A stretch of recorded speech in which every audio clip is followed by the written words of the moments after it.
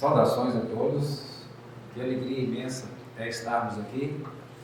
Hoje podia estar roubando, podia estar matando, podia ter qualquer lugar, mas escolhemos estar aqui, né, gente? Que bênção.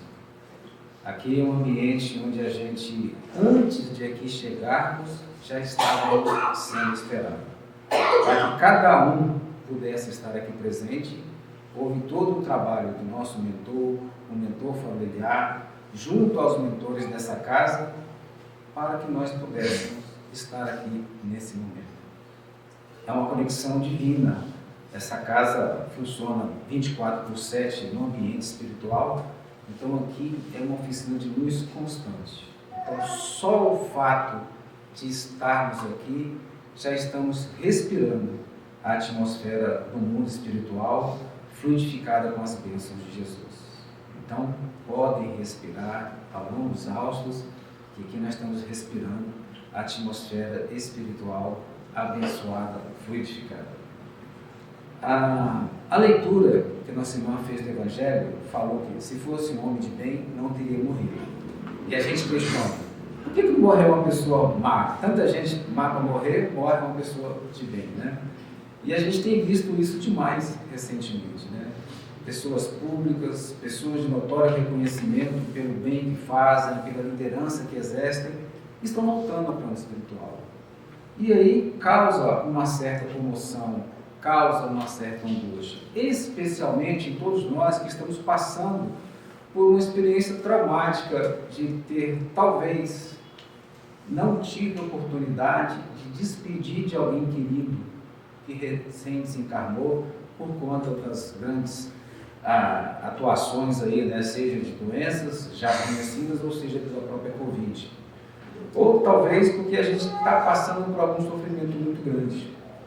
E aí a gente fica realmente, de certa forma, sofre, sente a dor do outro e se coloca muitas vezes na situação de quem está perdendo a convivência física de um ente querido. E aí a gente está numa casa espírita, e aí não tem como a gente negar uma grande verdade que nós precisamos tomar posse, nós precisamos nos apropriar. Todos nós nascemos por um processo muito pessoal e individual. Segundo a espiritualidade, todo o processo de reencarnação ele é muito específico de cada um. Pode ter algumas coisas semelhantes de família, estado, país, situação financeira, mas é um processo único e pessoal o renascimento. A gente vem viver em meio a uma sociedade, em meio a pessoas mais próximas, das quais nós temos um certo compromisso. Seja de grande afinidade, de amor, de afetividade, que a gente nasce num núcleo, desde familiar até o núcleo social, onde a gente tem um certo compromisso. E é a nossa melhor versão, é essa aqui, a que nós nascemos hoje, para que a gente possa ser feliz e fazer o melhor, onde quer que nós estejamos. Mas você fala assim, porque você não sabe o pai que eu tive, você não sabe a mulher que eu tenho, a esposa ou o marido com quem eu convivo, nem conhece a minha família. Não, eu falo isso porque é essa a nossa condição. Nós nascemos na melhor situação para enfrentar o melhor problema e superar e ainda ser feliz. Então, se não está se sentindo bem, não está bom, vamos refletir então um pouco sobre essa questão que nós temos que nos apropriar. Nós não nascemos, morremos e acabou. Nós já existimos antes de nascer e vamos continuar após essa existência. Então, não se apeguem a esse corpo. Nós estamos vestindo esse corpo momentaneamente. A má notícia é que nós vamos deixá-lo aqui. Mas tem gente que gastou, né? Botou botox, fez, né, cirurgia e tudo mais. Não se apeguem. Esse corpo realmente é um instrumento para que nós, porque o que nós somos, na verdade, aqui encarnados, é uma personalidade, uma persona. Mas o que nós somos como ser imortal é um espírito. Um espírito que vai se revestir de diversas personalidades para resgatar, para amar, para viver, mas especialmente para ser feliz. E a condição em que nós estamos situados hoje é essa a ideal. Segundo a André Luiz, nós estamos no momento certo, no local certo para fazer o melhor ao nosso alcance. E aí a gente vai no Evangelho. Jesus fala de bem-aventurados os que choram, porque eles serão consolados.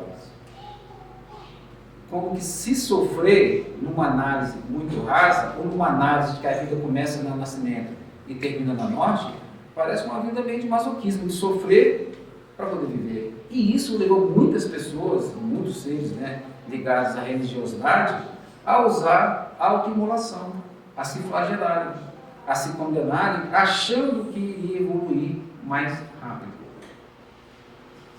Mas fazendo uma leitura à luz da doutrina espírita, do que quer dizer, né, essa bem-aventurada os aflitos, né, os que choram, porque serão consolados, a gente vai entender que se hoje, ou se na condição do nosso planeta, que é um planeta de provas e expiações, o que a gente mais vai encontrar, analisando de qualquer forma, serão espíritos passando por essas dificuldades, esse sofrimento quer dizer que se nós estamos chorando, levando em conta o conhecimento de que essa vida nos coloca na melhor oportunidade, é porque esse sofrimento, essa aflição, seja no momento o melhor medicamento para a nossa dor, para a nossa aflição como espírito. E muitas vezes a gente ora, pede a Deus, pedindo para nos livrar, né, da dificuldade, livrar da dor.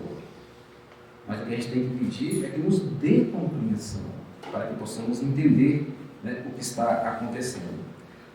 No Livro dos Espíritos, quando Kardec pergunta aos espíritos superiores, para que nascer, né? Para que viver? Ou seja, na questão 132, qual é a finalidade da encarnação? E aí, deixando a perspectiva de que nascemos e morremos e acabou, fica muito difícil considerar isso. Pensa, com essa perspectiva, ver alguém enterrando um filho, ou receber um diagnóstico de um câncer terminal. É muito difícil. Não dá para suportar. Muitas vezes, alguns desistem de viver porque acham que é isso mesmo. Ou diante de uma perda amorosa, amamos alguém, dedicamos a vida e de repente a pessoa nos abandona, busca outros caminhos. Ou alguém que, né, nos é referência, como um pai, uma mãe, alguém querido que nos dá direção, dá suporte emocional, espiritual, parte para outra vida, e a gente pensa, acabou, acabou. É desesperador pensar assim. Então a grande verdade é a gente se apropriar de que nós somos seres imortais. Estamos aqui numa experiência, vivendo essa personalidade na qual nós somos, tendo o dever moral de fazer o melhor ao nosso alcance, com todos aqueles com quem convivemos, com a natureza e com a situação em que fomos colocados. No livro, na questão 132, do Livro dos Espíritos, Kardec pergunta qual é a finalidade da encarnação dos Espíritos. Ou seja, por que nós estamos aqui? Aí os Espíritos respondem, Deus impõe com o fim de levá-lo à perfeição. Então, ou seja, ninguém nasceu para sofrer, para ser infeliz. Nascemos para sermos perfeitos, para nos melhorar. Mas para chegar a essa perfeição, respondem os Espíritos, eles devem sofrer todas as vicissitudes da existência corpórea. Nisso é que está a expiação. Então, ou seja, se nós não vivemos diferentes experiências, como seres encarnados aqui, nós não vamos crescer como almas imortais. E ainda assim, eles respondem, a encarnação tem ainda outra finalidade, que é a de pôr o espírito em condições de enfrentar a sua parte na obra da criação. E aí, para muitos, isso é muito ruim, porque muita gente acha que nasceu para passear, nasceu para curtir a vida, nasceu para ser feliz. Tem até uma teoria, a do hedonismo. Se as suas relações não estão boas, larga, busca outras, temos que ser feliz. Se você está vivendo situações difíceis, muda de rumo, temos que ser feliz.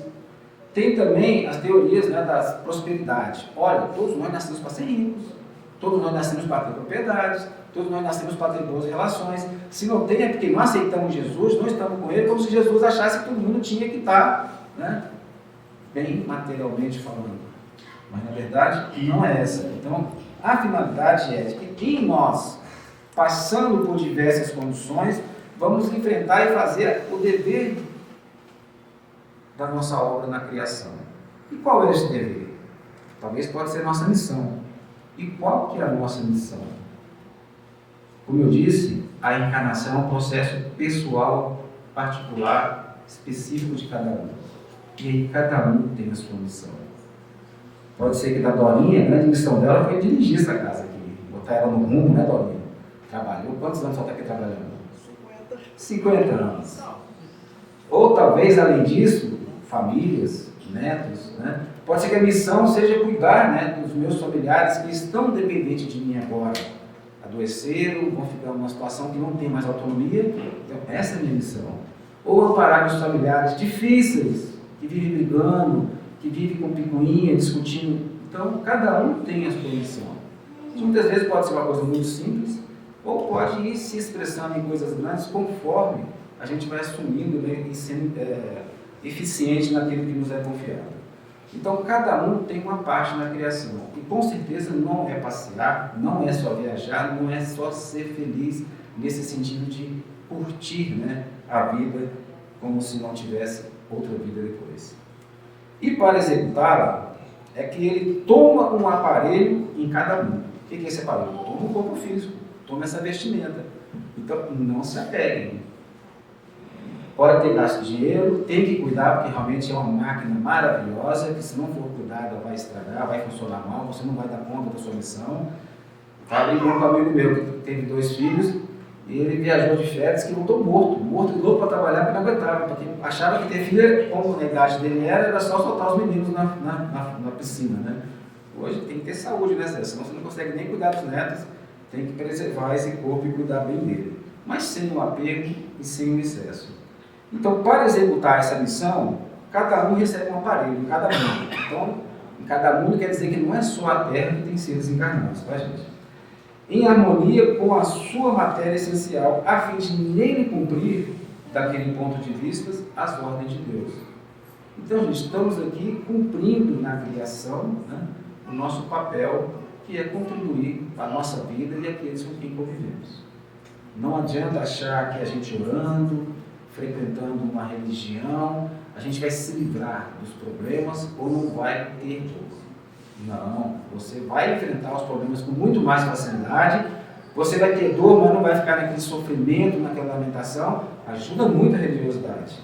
Mas é dessa maneira que nós concorremos para a obra do mundo e também progredimos. E aí nessa missão, com certeza vai estar algumas dificuldades, algumas aflições, que são oportunidades de crescimento. Então, diante disso tudo, nós que já somos imortais, temos sabedoria disso, podemos dizer o que é essa dificuldade, o que é essa dor, o que é essa luta, o que é esse familiar difícil, ou essa situação que Deus me plantou tem para me ensinar. A gente observa muito, especialmente quem já conviveu com pessoas que estão no final da vida, em terminalidade. A pessoa então faz aquela conexão e começa então a perceber o porquê das coisas e trazer respostas mais profundas. Mas a gente não precisa chegar no estado terminal para sentir essa conexão espiritual. A gente pode hoje, no exercício do dia a dia, a gente refletir. E ao refletir, pedir orientação aos espíritos, porque eles estão do nosso lado o tempo todo. Cada um tem um mentor. Além do mentor, tem o mentor da família.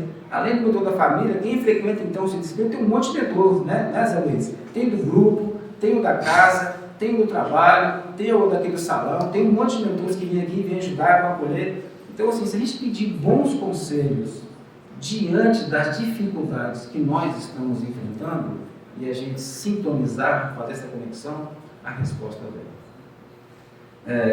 No livro também, Missionários da Luz, André Luiz faz uma análise muito profunda de como é o processo de reencarnação dos espíritos. Então, ele mostra do lado do plano espiritual, mostra da engenharia espiritual que os espíritos fazem para juntar o pai, a mãe, aquele filho, os parentes, resgatar para que possam ser todos juntos e ali, então, viver uma experiência de amor, de convívio, de resgate, de adaptação à dificuldade da vida, para que ali desenvolva virtudes espirituais.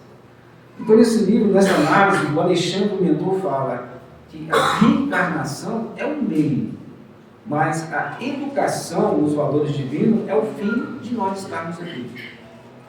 Então, não se pegar as situações ou as condições materiais que a vida nos coloca, ou a circunstância, mas sim se apegar à condição espiritual de educação que nós temos aqui, de valores e virtudes divinas.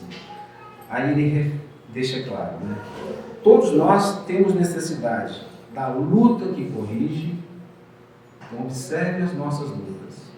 São oportunidades de nos corrigir, que renova, que restaura e aperfeiçoa. Então, vai corrigir em nós, corrigir nas pessoas com quem fomos colocados naquele convívio, seja na família. Às vezes a gente foge do convívio na família, cai no trabalho, a mesma situação, as mesmas necessidades e virtudes a desenvolver. Aí a gente abandona aquele trabalho, viaja para outro mundo, arruma outro trabalho, cai na mesma situação. Assim como tem pessoas que às vezes têm um relacionamento e aí não consegue trabalhar, não consegue se renovar, restaurar, se aperfeiçoar naquele relacionamento, abandona e busca outro. Aí parece que deu um déjà vu, revive a mesma situação em relacionamentos diferentes. Ou seja, o objetivo é que a gente aprenda a desenvolver as virtudes que o nosso espírito está precisando. Ou que ele feriu pessoas em outra situação, em outras vidas, e às vezes renasce novamente com a oportunidade de refazer essa relação no bem, no amor e na fraternidade. Ou senão eu não consigo nem renascer. Nasci com uma esposa maravilhosa que me perdoa, me tolera, mas eu tenho uma atitude errada. Eu nasci numa família que os meus pais são bons, mas eu sou totalmente impermeável. E eles seguem em frente. Aí eu vou viver, nascer, vou estar num ambiente, numa situação que vai me reviver aquela situação, não mais com as mesmas pessoas, mas com as mesmas situações. Então, para isso, o plano espiritual tem diversos departamentos, tem mapa cromossômico de cada um de nós, para nascer com uma orelha de um jeito, pé de outro, às vezes uma legião, às vezes uma doença que vai desenvolver em certa idade. Então, essa doença só vai desenvolver se quando chegar aqui, eu não melhorar, né? Nessa luta que corrige, renova, restaura e aperfeiçoa.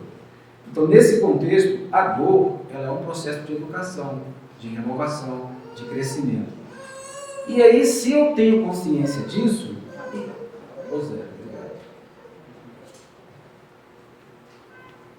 esse não vai nem parar no brau, a gente vai direto aqui, essa secura. Então, a dor, nesse contexto, que nós analisamos a passagem do Evangelho de Jesus, quando ele diz: felizes os que choram, ou bem-aventurados os que choram, é entender que se hoje eu tenho lágrima para verter diante de uma dor, de um sofrimento, no mínimo é um processo de corrigenda, de renovação, de restauração ou de aperfeiçoamento. E aí qual é a minha atitude diante disso? Vou me vitimizar, vou ficar sempre falando: nossa, minha vida é difícil, viu? Alguém chega contando problema, você: não, mas o meu é pior. E traça ali, né, um roteiro de desgraça, de infelicidade, e você vai levando aquela lamentação o tempo todo. E aí você cria um clima espiritual em torno de você, você cria um espectro de vibrações que não é saudável, e você vai acabar sintonizando com outros espíritos da mesma sintonia. E aí aquilo que parece ruim piora, porque você vai estar sintonizado, reclamando, atraindo, se fazendo de vítimas. As pessoas olham assim: ixi, lá já vem aquela pessoa com aquele problema que não cura nunca, que não sai nunca. Então, gente, diante desse conhecimento de que somos imortal e que a dor que nós temos, o lágrima que derramamos, é uma oportunidade de lutar, corrigir, renovar, aperfeiçoar, não seria errado agradecer. Temos gratidão por estarmos sofrendo, e é isso que Jesus quis dizer. Imagina que a gente recebeu um cartão de crédito: você tem um limite aí alto. Pode usar, usa à vontade, os juros hoje está zero, né? Tu pode comprar, você paga daqui a pouco, você vai ter um emprego que vai garantir isso. E de repente você perde o emprego, e a inflação aparece de novo, como aconteceu, e você está com uma dívida enorme, com 300% de juros no cartão ao ano.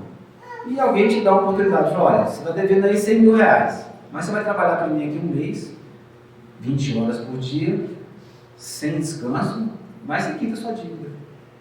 Então, para quem está devendo, é uma bênção. E é mais ou menos isso que aconteceu com a gente aqui. Deus cortou os juros completamente, reduziu 90% da dívida e falou, então vamos lá e você vai ter uma oportunidade de crescer, de aperfeiçoar, de renovar, de restaurar suas relações. E a gente está aqui nessa situação. Aí eu vou reclamar? Não, está muito alto a dívida, está muito pesado, está muito caro. Então, gente, ter a resiliência para continuar resistindo, se renovando. Mas, acima de tudo, ter gratidão pela vida, por termos a oportunidade, a capacidade, a sagacidade, o discernimento de ter essa compreensão, é uma bênção muito grande. Porque, de fato, se a gente pensar que a vida é dor, a vida é sofrimento e vai acabar daqui a pouco, é desesperador. Então, a doutrina espírita tem um papel muito importante quando ela vem.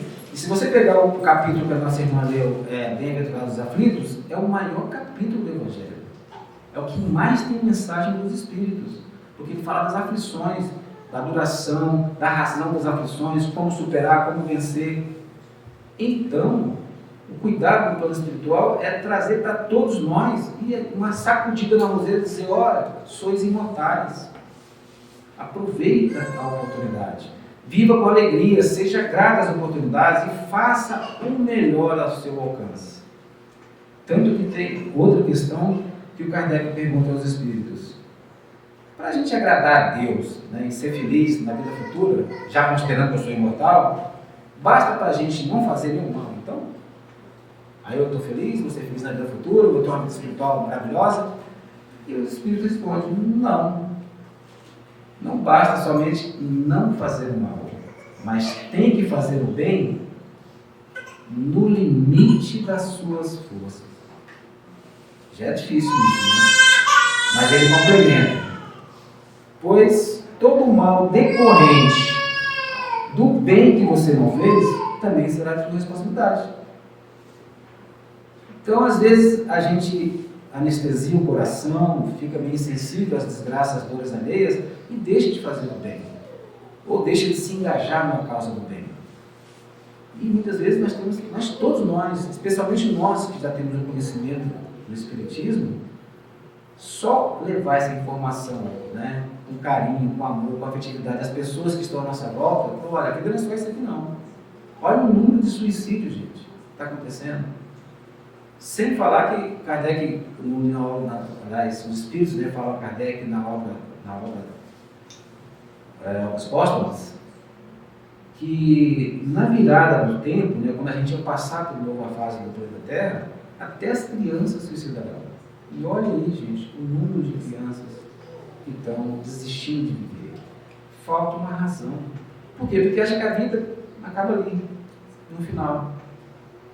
Então, só o fato de a gente passar com afetividade, com carinho, essa noção de que a vida continua, de que há esperança, que a fraternidade é um instrumento do bem, as pessoas se sentem bem. Eu lembro do Chico, uma vez caminhando à noite, depois do trabalho, já de madrugada. E aí ele, uma pessoa voltando para casa. E o Chico, vocês lembram, tinha aquele paletó grande, né, aqueles bolsos sempre cheios de coisa. E eu lembro que ele, contando, né, nem foi ele que contou, foi essa pessoa que estava com ele que contou, que eu não me recordo o nome. Ela falou que estava atravessando um terreno de mato, de repente, por um homem imenso, escuro, assim, forte, todo sujo, fedido, na frente do Chico. Ô, seu Chico, eu estou aqui. Aí ela falou, oi, fulano, o Chico, com o maior carinho, com o maior cuidado, tirou um sanduíche que deram para ele do bolso, aquele bolsinho que ele tinha grande, deu para o rapaz, e ô, seu Chico, só o senhor que me ajuda, só o senhor que me salva e tal. E ele falou, pois é, que bom que você está aqui, vim te ajudar. Agora conta para a nossa irmã o que aconteceu para você estar escondido aqui no mato. Ele falou, eu botei um machado dentro da cabeça da minha esposa e fugi, né? Aí ela, nossa, mas o Chico em nenhum momento entregou à polícia, denunciou, e passava ali vários dias e esse rapaz vinha pedir socorro e o Chico alimentava ele. Ou seja, ele estava fazendo o bem que era ao alcance dele. Lembro também uma vez que o Chico visitou, acho que o Carandiru, e tinha uma ala lá que não podia entrar ninguém porque era muito perigosa, só os assassinos muito violentos. E de repente o Chico sumiu, e aí as pessoas que falam quando viram os espíritos. Tinha uma fila lá na ala dos bandidos mais perigosos, uma fila grande, e quando viram um cisquinho lá no começo da fila, era o Chico. O Chico abraçou todos eles e trazia um recado das mães.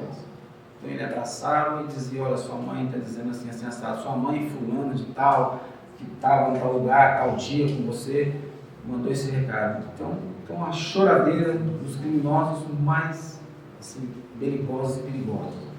Então fazer o bem ao nosso alcance é sempre aproveitar a oportunidade onde Deus nos colocou, naquele momento, naquela família, naquela situação, naquele trabalho, naquela sociedade, para fazer o bem-estar ao nosso alcance. E é isso que os Espíritos nos orientam aqui nessa passagem, né? Quando diz que bem-aventurados os aflitos, porque serão consolados, que muitas das vezes nós podemos dar o consolo em nome de Deus, falando aos homens através dos homens. Deus nos utiliza para sermos também esse amigo. E isso dá sentido à vida. Então hoje, na terceira idade, como dizem, o número de suicídios está muito grande, porque as pessoas não estão encontrando mais sentido para viver. Por uma perda emocional, uma perda material, por algum desespero. Então o grande papel da doutrina espírita e essa crença na imortalidade, nessa lei de causa e efeito, que a nossa felicidade futura vai depender da forma como vivemos agora, todos nós temos uma ferramenta muito rica para ajudar, para dizimar ou aliviar o desespero das pessoas, porque a consolação nem sempre é tirar a pessoa do que ela está vivendo, tirar da dor dela, mas é aliviar o desespero e mostrar que tem, né, outras possibilidades no futuro e que esse sofrimento, essa angústia, essa aflição ou essa inquietação é uma oportunidade, é uma aprendizagem. Pode fazer uma pergunta, se alguém tiver uma dúvida? Gente, alguma dúvida sobre isso? Alguma pergunta? Ninguém aqui está passando por aflição nenhuma, mas isso é tranquilo. E à medida que nós vamos desenvolvendo como seres imortais, a gente vai tomando mais consciência das nossas existências anteriores. E aí a gente pode estar achando que Deus está sendo injusto com a gente, ou as coisas não estão indo bem, e a gente muitas vezes desespera.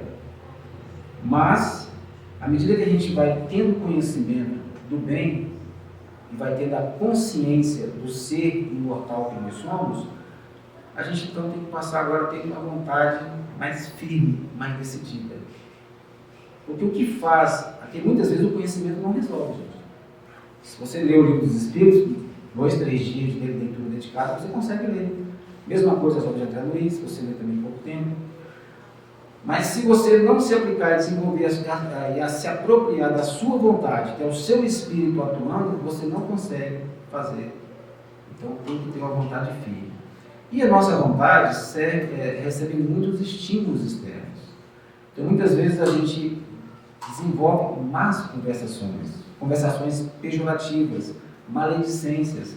Então são situações que muitas vezes nos atraem espíritos tristes e sofredores, pessoas também, e aquela conversa faz de nós, muitas vezes, instrumentos para perturbação. E aí a gente chega em casa, temos que passar por uma experiência difícil, talvez no convívio, ou no ambiente de trabalho, até mesmo no trânsito, e como a gente então não se equilibra, a gente não busca um alimento espiritual, a gente tropeça e muitas vezes sofre e faz sofrer. Então, em vez de agirmos, a gente reage. E na reação, muitas vezes a gente entra naquela marcha automática, né, ou no piloto automático, e vamos reagindo e se batendo com as pessoas no mundo. Então é importante renovar os estímulos da nossa vontade. Como?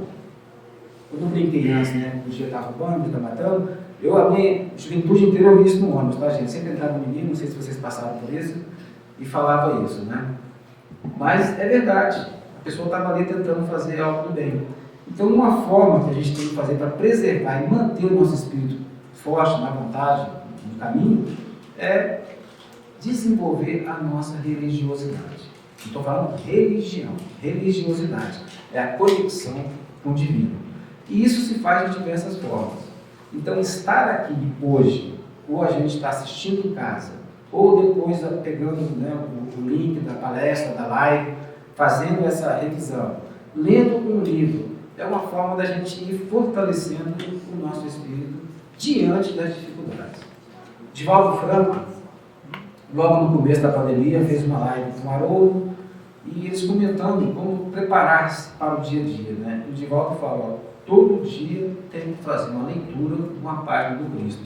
Porque se nós não trouxermos o Cristo para a nossa intimidade, a gente não resiste.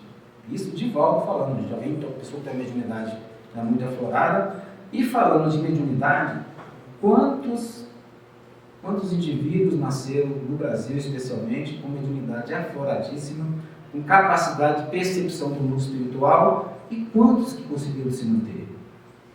Conheci diversos que não resistiram, ou debandaram para cobrar, para obter vantagens pessoais, ou debandaram para se orientar por espíritos descomprometidos com a causa do bem. Então são poucos médicos. O Chico Xavier teve uma prorrogação de vida. Divaldo, há 10 anos que a gente encontra com ele no nosso encontro da federação, o Zé já teve várias vezes, e ele chega e fala, despede, né, Zé? Fala, talvez eu não volte aqui o ano que vem. Então ele está na moratória. Então são espíritos que se comprometeram com o bem, então ele tem oportunidade. E muitos de nós, muitas vezes desistimos de trabalhos que vão nos dar, muitas vezes, um equilíbrio, uma harmonia para enfrentar o obstáculo que ainda está por vir. Eu lembro que as pessoas falavam, Chico, especialmente um grupo de pessoas que falavam, Chico, nós estamos esperando a hora de ver, você vai cair.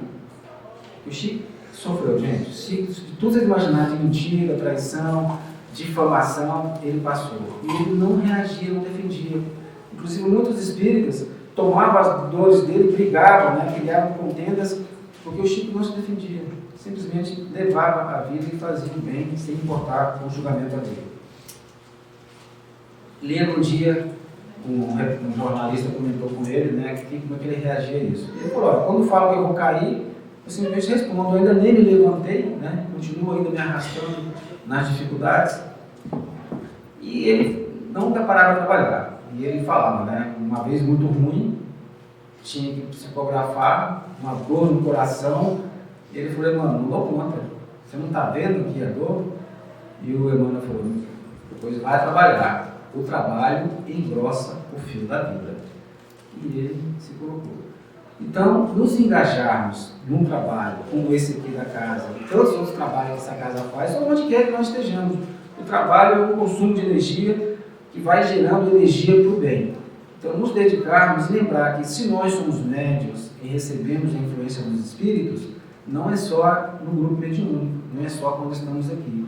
É uma antena que nós carregamos 24 horas, 7 dias por semana. Então, onde quer que estejamos, independente da dificuldade, eleva o pensamento e chama a assistência. Então, criar essa intimidade com Jesus, como o próprio Divaldo comenta com a gente, faz com que a gente tenha essa antena sintonizada e resista melhor às dificuldades. Porque senão vai ser nós sozinhos conosco mesmo. E aí, pela nossa história, pelo nosso passado, a reação não será tão boa assim. E nesse contexto, gente, a palavra, seja escrita, seja falada e até em pensamento, tem um poder muito forte. A nossa mente tem a capacidade, segundo os espíritos, de construir telas, imagens em volta de nós.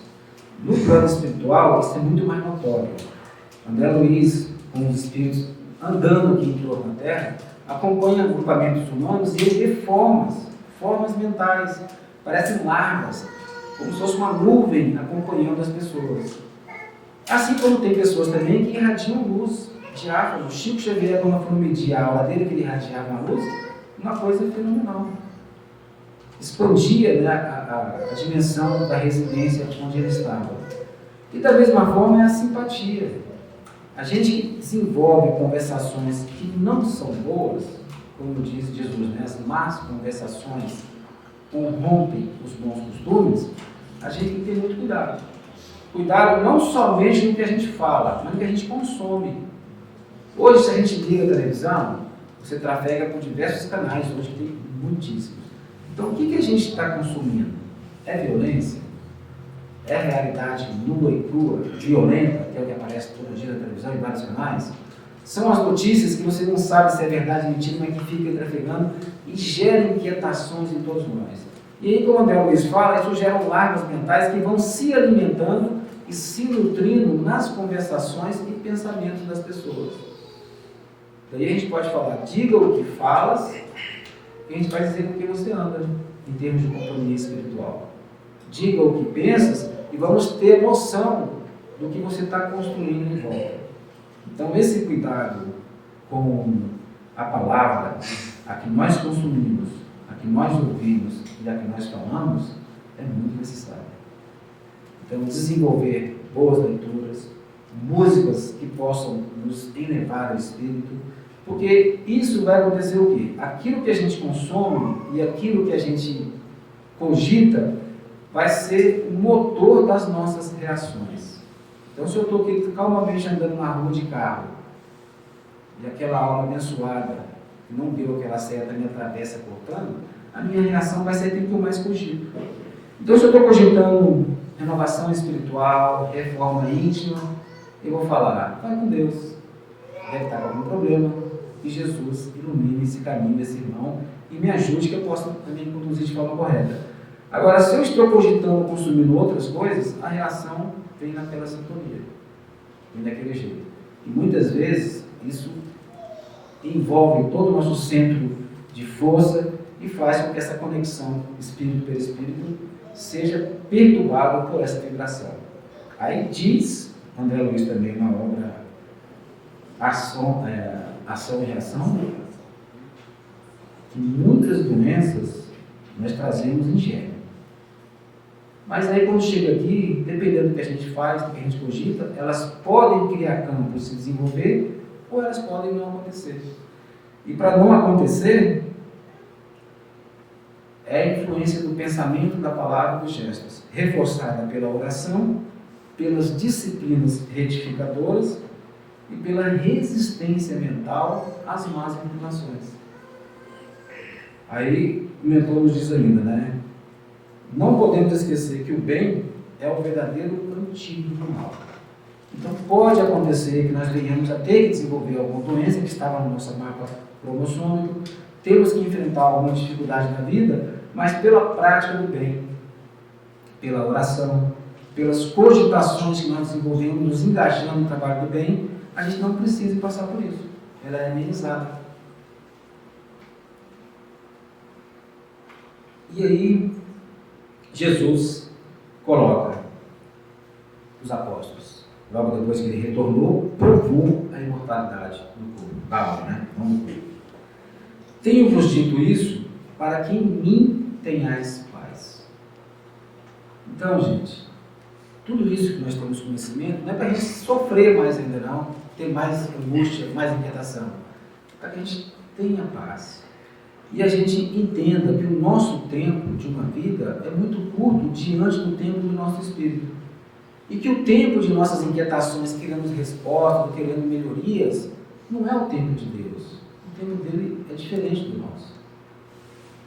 E respeitando isso, vamos acalmar, vamos ter paz. Mas a paz não é a paz da facilidade, não é a paz da tranquilidade sem trabalho, não é a paz da riqueza e fartura sem esforço, é a paz de consciência, de espírito que acredita, que sabe que vai permanecer e vai continuar vivo para sempre. E ele ainda fala, tenho-vos dito isto para que em mim tenhais paz, pois no mundo tereis aflições. Então, é do nosso dia a dia, é da nossa natureza. Mas tende bom ânimo. Gente, bom ânimo. Bom ânimo. Estar animado, estar feliz, mesmo diante da dor, mesmo diante da aflição. No mundo tereis aflições, mas tende bom ânimo. Eu venci o mundo. Jesus venceu o mundo, gente. Olha que ele, como foi uma das leituras foi dito, passou por dificuldades, passou por lutas, os apóstolos até o traíram, né?